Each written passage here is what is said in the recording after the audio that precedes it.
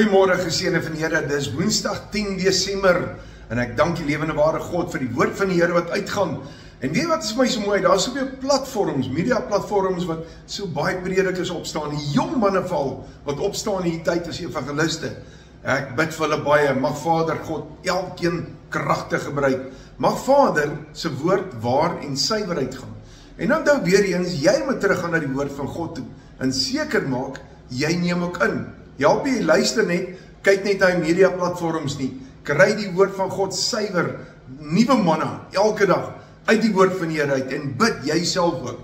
Die Here God sal met jou wees. Kom ons praat gou oor die woord saligheid. Kind van God, op hierdie fantastiese woensdagoggend staan die woord saligheid vir my so baie uit en het dit dieper betekenis vir my. As ons net mooi kyk wat dit beteken. Die wêreld het 'n ondersteuning daaroor. Die wêreld sal dink, ag shame, as jy sê iemand is salig. Daai weer Engelse terme, ag shame. Ag shame ou Piet, kyk hoe gaan dit tog met hom. Salige ou Piet. Maar salig het by God 'n baie dieper betekenis.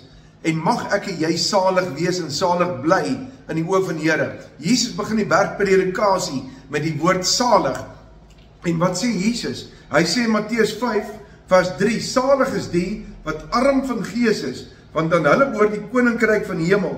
Salig is die wat treur, want hulle sal vertroos word. Salig is die sagmoediges, want aan hulle sal die aarde beerwe. Salig is die wat honger en dors na geregtigheid, want hulle sal versadig word. Salig is die barmhartiges, want aan hulle sal barmhartige bewys word. Salig is die wat rein van hart is, want hulle sal God sien. Halleluja. Salig is die vredemakers, want hulle sal kinders van God genoem word. Nou so gaan die skrif verder aan, salig, salig, salig.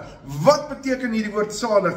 As ons kyk na die Grieks daarvan, die woord makarios, in Afrikaans makarios Grieks, beteken die volgende. Die betekenis van saligheid is nederig voor God te staan. Nederig, maar goddelike seën oor jou en innerlike geluk en rustigheid by God. Dis hoekom Jesus daarmee begin met die woord salig. So saligheid oor jou, vrede, guns en genade. Kom ek hier bid gou saam. Here, ek dank U Vader dat ons net in die kafassie op hierdie Woensdag. Ek dank U Here dat ons in die saligheid, rustigheid, vrede kan vind, oorwinning kan staan en weet ons God is met ons. Seëne elkeen, Here wat vandag uitroep tot U, salig en geseënd is elkeen in die naam van Jesus Christus. Amen, amen en amen.